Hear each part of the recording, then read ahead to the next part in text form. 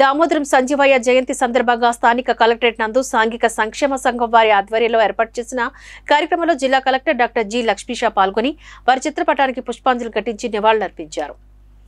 ఈ సందర్భంగా జిల్లా కలెక్టర్ మాట్లాడుతూ దామోదరం సంజీవయ్య ఫిబ్రవరి 14, 1921న కర్నూలు జిల్లా పెద్దపాడు గ్రామంలో దళిత కుటుంబంలో జన్మించారని, ఆంధ్రప్రదేశ్ రాష్ట్రానికి 2వ ముఖ్యమంత్రిగా మరియు తొలి దళిత ముఖ్యమంత్రిగా ఎన్నికయ్యారని చెప్పారు। రాష్ట్ర కేంద్ర ప్రభుత్వంలో అనేక మార్లు వివిధ మంత్రి పదవులు నిర్వహించారని అన్నారు।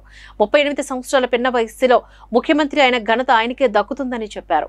దామోదరం సంజీవయ్య 1972 మే 7న స్వర్గస్థులయ్యారని, సంజీవయ్య దేశానికి రాష్ట్రానికి చేసిన సేవలను ఈ సందర్భంగా వారు కొనియాడారు।